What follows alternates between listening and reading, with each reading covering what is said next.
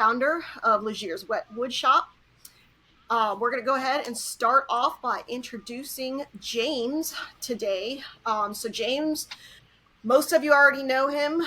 He has done my wedding rings as well as many of the rings out there today. So James, go ahead and tell us a little bit about yourself, what made you get into business, and what your current business is all about.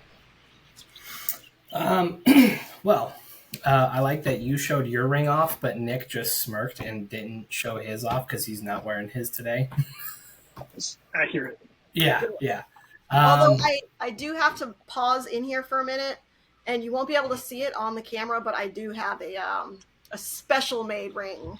Just want to put that out there with a very special inscription. I will go ahead and take a picture of it and put it in the podcast, but yes. I didn't know we were doing show and tell, otherwise I would have made sure I had something. No, that's cool. It's all right. It's fine. So I'm make better James. products, and I'll be happy to support them all the time. Oh, fuck. Wow. Shots fired already. We're starting off hot, and I am fucking here for it.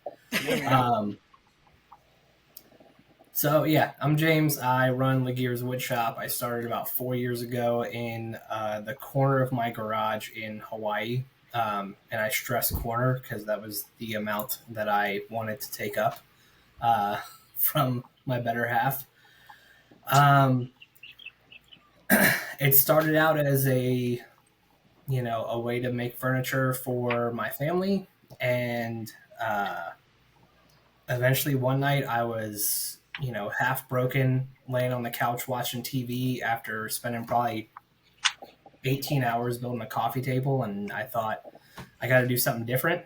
I got to do some smaller stuff, and I looked up challenge coin holders and coasters and stuff like that, and it just didn't stick with me. And I just thought, what about rings? Can I make a ring with whatever I have in my garage right now? And so I YouTubed it, and I found a guy who was just sitting in his garage that was like, I've got a power drill and sandpaper and a block of pine from Home Depot. I'm going to make a wedding ring. And I was like, that's the type of shit I'm here for.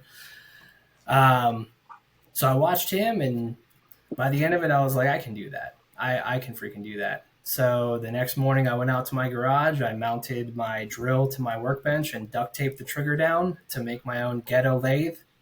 And I made a ring, and it was terrible. But after a few thousand hours of watching YouTube videos and talking with other ring makers and just other makers in general, I can now comfortably say that I am a mediocre ring maker at this point. It's awfully humble. Can confirm. Yeah, can confirm. Nick can too. That's why he lost his, quote unquote. No, I would say mediocre is very underwhelming. I think you're well above that in such a short period of time, honestly. Yeah. Well, it's the hours of watching. I mean, half the time while I was at work, I was watching ring making videos while I was also doing work. That explains so much in the quality of your work. Also doing work. Yeah.